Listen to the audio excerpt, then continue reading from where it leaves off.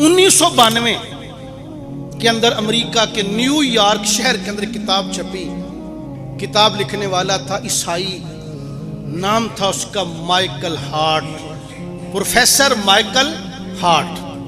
उसने किताब लिखी, किताब को नाम दिया द 100 का माना 100। क्या मतलब 100?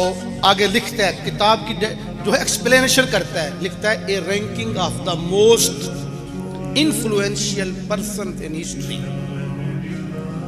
उसने आगे वजाहत की है कि 100 वो लोग हैं, 100 जिन्होंने सबसे ज्यादा दुनिया में नाम कमाया है, तसीर पैदा की है, असर रसूख जमाया है, दुनिया में नाम जिंदा किया है।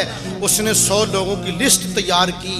सदके जाऊं, उसने टॉप ऑफ द लिस्ट पहले नंबर पे उसने मोहम्मद अरबी का नाम रखा है।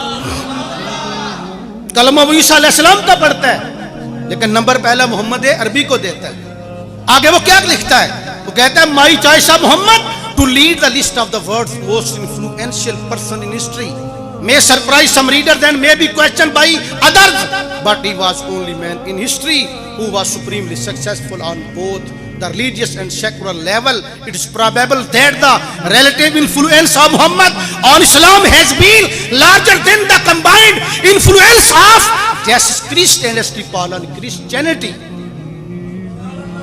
वो आगे लिखता है, कहता है my choice of Muhammad to lead the list of the world's most influential person in history.